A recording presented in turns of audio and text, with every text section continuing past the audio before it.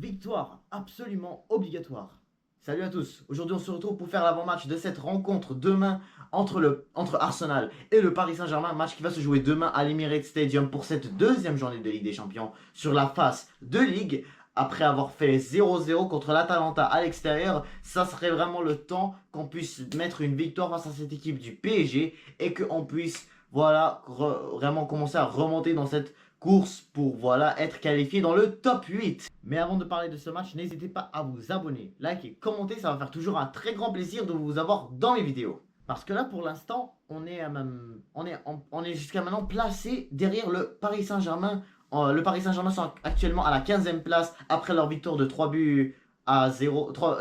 Après leur victoire de 1 but à 0, excusez-moi, contre le Girone. Parce que là, le PSG, ils ont actuellement 3 points. C'est voilà pourquoi j'ai dit 3 à 0, mais bref. Non, ils ont remporté 1-0 contre Girone. Et nous, Arsenal, on a fait match nul et on est placé derrière le PSG avec 16 points. Et là, ce qui est vraiment important dans cette rencontre, c'est que non seulement que tu gagnes, que tu remontes au score, mais surtout parce que tu es la seule, t'es vraiment l'équipe qui affronte un très gros adversaire. C'est comme le plus gros match de la journée de demain en fait.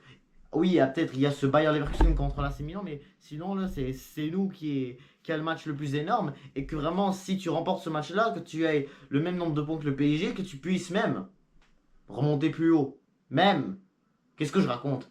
Je pense qu'on va peut-être avoir même un point de plus, on va avoir 4 points. Donc, il nous faut une victoire. Surtout que les deux clubs n'ont toujours pas de défaite. Que ce soit le PSG, que ce soit les Gunners. Les Gunners, pour l'instant, ils sont à 1 nul en Champions League, qualifiés en 8ème de finale de Carabao Cup après avoir gagné 5-1. Sinon, du côté de la Première Ligue, 4 victoires et 2 nuls. Les 2 nuls, c'était contre City, contre Brighton. Sinon, les 4 autres matchs, c'était des victoires. Et là, ce qu'il va falloir vraiment qu'on fasse attention, et là surtout ce qu'il faut qu'on se rende compte, c'est que du côté du Paris Saint-Germain, voilà, ils n'ont toujours pas de défaite. Voilà, ils ont que des victoires à domicile, mais à l'extérieur, ils se sont fait prendre un nul contre Reims, si je me trompe pas. Oui, Reims.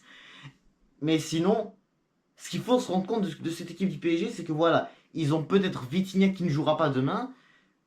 Donnarumma, je crois qu'il va pouvoir revenir. Mais sinon, hein, ils peuvent manquer des joueurs et ça peut être très compliqué pour eux. Bref, là en fait j'ai trouvé une vraie liste des blessés du PSG et ce que je vois c'est que vraiment ils ont Gonzalo Ramos de blessé, Kipembe et Lucas Hernandez. C'est les seuls qui sont toutes blessés, sinon le reste, voilà. Ils vont être tout en forme pour affronter le Paris Saint-Germain, pour affronter les Arsenal demain. Sinon, de l'autre côté, on a toujours White, on a Calafiori, Calafiori, je sais pas, j'ai entendu il a commis une blessure au genou. J'espère que ça va pas être très grave pour qu'il puisse quand même jouer demain, mais sinon, là, il pourrait être sinon s'il rate le match de demain, il pourrait au moins jouer face à, comment ça s'appelle, Southampton week-end prochain. Sinon, t'as Zichenko, de garde, logique, on le sait ça. Mirino, toujours pas de match, mais et là parce que là leurs blessures en tout cas ils viennent d'aggravir, ça va être jusqu'à peut-être la trêve internationale d'octobre. Sinon, Tomiyasu, Tierney. Mais bref, maintenant parlons de l'équipe et dans le goal. Même pas de questions à se poser, encore une fois, comme je le dis toujours. Ça devrait être David Raya quand même. Voilà, en même temps, il faut revenir au match contre Leicester, là, voilà. Il n'a pas. Voilà, c'est sûr que les deux buts, en tout cas, c'était pas vraiment de sa faute, comme je l'ai dit dans mon débrief. Mais d'un autre côté, mais d'un autre côté, c'est sûr que Leicester, à part ces deux buts-là, là, il n'a pas pu faire grand. Il n'a absolument rien fait, hein, parce que pour de vrai, depuis qu'ils sont revenus au score, on a commencé déjà à jouer, on commence à jouer, et jusqu'à ce qu'on puisse, mettre un 3, jusqu'à ce qu'on puisse mettre, le troisième but et le quatrième but. Sinon, en défense, Saliba, Gabriel, White, et non pas White, Calafiori, excusez-moi, avec, comment ça s'appelle, Timber, oui, Timber. Ouais, parce que Timber, pour de vrai, lui aussi, il fait une saison extraordinaire. Il a fait une super belle passe décisive à Gabriel Martinelli lors du dernier match contre Leicester City. Et, pour de vrai, il fait juste une début de saison exceptionnelle après ne pas lâcher des gros attaquants lors des gros matchs qu'on a pu avoir. Donc vraiment, je suis certain que c'est vrai. J'allais dire face à Dembélé, mais en final, Dembélé ne jouera même pas. J'ai oublié ce petit détail. Dembélé, en fait, il a été viré du groupe du côté des hommes de Luis Enrique. J'ai oublié ce petit détail. Voilà, je sais pas, il a été pas discipliné, je sais pas, et puis voilà, Luis Enrique n'a décidé de ne pas le prendre pour se déplacer à North London. Et sinon, Saliba, Gabriel, toujours aussi extraordinaire. Après que voilà, faut pas. Saliba toujours, vraiment, je suis certain, Saliba face à Kolo Muani, Saliba va pouvoir le casser. Là, la défense, vraiment, je suis certain qu'il ne va pas lâcher Kolo Muani, ils ne vont pas lâcher Kang In Lee, parce que même Kang In Lee, c'est un joueur très dangereux du côté du Paris Saint-Germain, très bon coréen. Sinon, Kolo Muani, faut pas le sous-estimer. Je suis certain que la défense va pouvoir faire un bon job. Sinon, milieu de terrain, on va pouvoir voir aujourd'hui, on va pouvoir voir comme d'habitude, Rice et Partey. Même si que voilà, c'était pas très fort contre Leicester, mais je suis certain que ça va être beaucoup plus fort demain contre le PSG. Ça va bien faire la job face à des grands attaquants, là, face à des attaquants qu'ils ont, là, comme Kang In Lee, là. Et de l'autre côté aussi, j'ai oublié de mentionner Barcola. Barcola aussi, c'est un joueur extraordinaire du côté du Paris Saint-Germain. Donc, faut qu'on fasse attention. Et faut que vraiment, là, ces joueurs, des joueurs comme eux, là, il faut pas qu'on les lâche. Parce que vraiment, quand tu vois Barcola, quand tu vois Kang In Lee avec Kolo Muani, ça peut être une attaque dangereuse. Il y a peut-être beaucoup de personnes qui, en même temps, du côté de l'attaque du PSG, peuvent me dire: Ah, mais non, de quoi tu parles? Ils sont trop nuls et tout. Mais non, moi, vraiment, faut pas qu'on sous-estime ces attaquants-là. Parce que vraiment, ça reste quand même un match très important, même pour le Paris Saint-Germain. Et si vraiment ils arrivent à ne pas perdre ce match demain, faut dire que c'est très bien pour eux, hein, pour les Parisiens. Mais sinon, si on a encore une fois beaucoup de difficultés face à cette équipe du PSG, qui est-ce qu'il faut qu'on rentre? Nwaneri. Eh oui, Nwaneri, vraiment, je pense que il gagne vraiment ma confiance. Si je serai Arteta, et que bien sûr, si on galère, hein, il faudrait vraiment qu'on tarde pas à que on le rentre, surtout si vraiment on perd 1-0, on se prend un but, genre en première mi-temps, et que vraiment on a de la difficulté à la mettre dans les buts. Henry serait vraiment capable de nous aider à pouvoir revenir dans le match. Sinon, j'ai oublié de mentionner quel joueur qu'on pourrait placer au milieu, et je pense honnêtement que notre Mikel Arteta va mettre Leandro Trossard en position de milieu. Je crois pas qu'il y a vraiment mieux que ça à faire, surtout que voilà, Leandro Trossard, il a mis le deuxième but face à Leicester City. Mais en attaque, Saka, Havertz et Martinelli. Maintenant, cette attaque me gagne confiance. Martinelli a enfin pu proposer un bon match week-end dernier face à Leicester City. Donc, vraiment, ces joueurs-là méritent leur chance. Ils méritent vraiment de commencer titulaire. Et si voilà, il y a de la difficulté, vraiment, il faut qu'on laisse la chance à Nwaneri. Voilà, Nwaneri, pour il et tout. Hein. Faut dire que Nwaneri, là, honnêtement, je sens vraiment que Nwaneri, ça, il peut être genre un futur Oscar Bob du côté de Manchester City. C'est pas Oscar Bob, un jeune du côté des Citizens de Guardiola. Je sens que vraiment Nwaneri serait capable de devenir un futur Oscar Bob. Et là maintenant, parlons des Parisiens. Parce que là, en fait, j'ai déjà mentionné quelques joueurs comme Donnarumma. Oui, Donnarumma, ça va être le gardien qui va être titulaire du côté du PSG. C'est un gardien extraordinaire. Et il faut dire que normalement, s'il n'est pas là, je suis sûr que le PSG, ça serait difficile. Parce que là, voilà, ils ont laissé partir Navas. Et là, je peux dire que Donnarumma, en même temps, il fait un excellent. Il fait vraiment un excellent job. Je sais pas, il y a des gens qui le critiquent face au Barça, face au Dortmund et tout, mais en même temps, on peut pas vraiment dire que c'est toujours de sa faute. Oui, ok, face au Real Madrid, il y a 2 ans, il a fait une erreur catastrophique qui a donné un but à Karim Benzema. Mais sinon, là, quand il réalise vraiment des beaux arrêts comme ça, Donnarumma, faut pas le manquer de respect. C'est un gardien je suis certain que ce gardien va nous faire des arrêts de malade. Et ce qui m'inquiète vraiment sur ça, c'est que vraiment la défense, vraiment, ça va pas m'inquiéter du tout. Là. On va vraiment faire la job comme on a fait face à l'Atalanta. Mais l'attaque, vraiment, ce qui m'inquiète, c'est vraiment l'efficacité.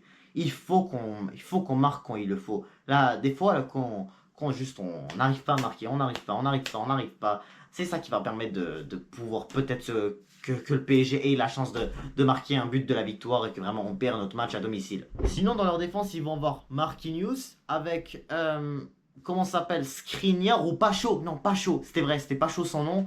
Avec bien sûr Achraf Hakimi, notre Marocain.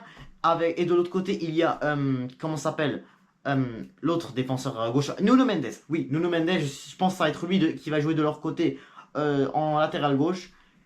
Donc vraiment, ça peut être une défense, c'est une défense pas très mauvaise.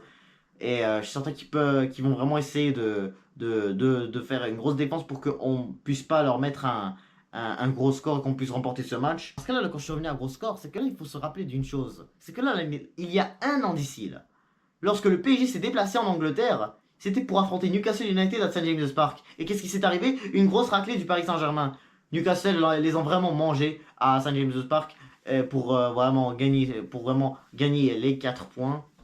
Pour de vrai, le PSG s'est vraiment fait humilier. C'était difficile pour eux. C'était une composition surtout que je comprends toujours pas comment Enrique a décidé de faire ça. Mais en tout cas, sinon, pour revenir à Achraf Hakimi, on connaît bien Luis Enrique et que récemment, depuis qu'il est là, il le fait beaucoup monter. Et je trouve que c'est bien. C'est sûr que là, maintenant, il n'y a pas de Dembélé. Parce que normalement, Achraf Hakimi et Dembélé, ces deux-là, ils s'entendent super bien. Quand je regarde beaucoup les matchs du Paris Saint-Germain. Mais maintenant qu'il va être pas là, faut pas non plus qu'on sous-estime. C'est vraiment pas qu'on sous-estime trop cette équipe du Paris Saint-Germain. Mais je me demande juste vraiment comment ils vont se débrouiller. Mais je suis certain que Hakimi, vraiment, va falloir vraiment qu'on fasse attention ce jour-là et que vraiment, on lui laisse rien faire. Parce que Hakimi, là, je le connais bien. Je suis marocain, je le connais bien. Je le regarde avec l'équipe nationale. Il peut vraiment, tu le laisses vraiment faire n'importe quoi. Il peut vraiment te marquer, il peut te faire un centre, il peut tirer.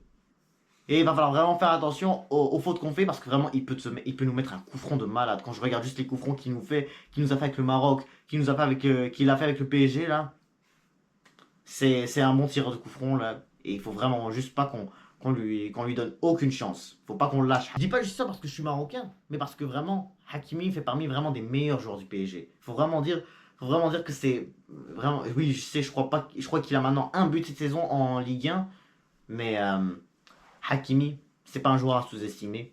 C'est pas un joueur qu'il faut prendre comme si genre Saka ou Martinelli vraiment peut vraiment le manger là. Non non non. Hakimi là, je suis certain que lui aussi là, il ne va pas du tout lâcher Gabriel Martinelli avec c'est juste un bon joueur Hakimi. C'est juste vraiment un bon joueur et vraiment il joue vraiment bien son rôle de latéral droit. Sinon, ils ont Zahir Emery, Vitinha et Neves qui vont jouer au milieu de terrain. Alors, Vitinha, c'est un joueur très excellent, il est très fort avec le PSG. L'année dernière, c'était vraiment l'un des meilleurs joueurs de ce club. Zahir Emery, lui aussi, c'était vraiment une pépite pour le Paris Saint-Germain. Beaucoup de personnes qui lui ont vraiment beaucoup impressionné. Il m'a même moins impressionné vraiment avec le jeu qu'il proposait. Il marquait des buts aussi. Donc vraiment, Zahir Emery, c'est un jeune qu'il faut faire attention à lui. Hein. C'est pas un joueur à sous-estimer. Genre, toute l'équipe, c'est pas juste. Mais c'est sûr que vraiment le PSG, je les ai pas vraiment regardé beaucoup cette saison. Que ce soit en Ligue 1, que ce soit même dans leur match de Ligue des Champions. Mais c'est une équipe avec des joueurs vraiment talentueuses. Hein. Même si que vraiment, des fois, ça peut être difficile pour eux. Là. Ils ont toujours pas eu de LDC, tout comme nous d'ailleurs. Mais c'est vraiment pas une équipe à sous-estimer. Mais si vraiment on a une équipe qui arrive vraiment à s'entendre du côté des Gunners, je suis certain que vraiment on peut leur mettre un gros sort. Surtout vraiment ces deux coachs espagnols qui vont s'affronter, Enrique vs Arteta. À domicile, on devrait vraiment être capable de vraiment mettre une victoire et de gagner les 3 points. Je vois vraiment les Gunners s'imposer sur le score de 2 buts à 1. Je vais être honnête, 2 buts à 1. Je vois vraiment le PSG pouvoir peut-être... Je pense qu'on pourrait mener 2 à 0, mais je pense que vraiment le PSG va peut-être nous mettre un but de peut-être Zahir Emery ou de Lee Kangin qui va peut-être nous faire avoir. Mais la défense, je suis certain, elle va vraiment rester fort. Vraiment, Saliba, Timber sur Barcola, je suis certain que ça va vraiment bien marcher. Et même, je suis certain que même d'un côté, tu vas avoir aussi Lee Kangin je suis certain que vraiment, tu vas avoir un Saliba avec un Gabriel que les deux, ils vont vraiment pas lâcher Lee Kangin. Même chose de l'autre côté avec Ricardo qui va vraiment faire attention à Kolo Muani aussi. C'est une attaque dangereuse quand même. Faut pas sous-estimer l'attaque comme je dis. Hein. Mais en tout cas, donc sur ce, c'est la fin de ce débrief. N'hésitez pas à vous abonner, liker, commenter. Et je vous dis à toutes.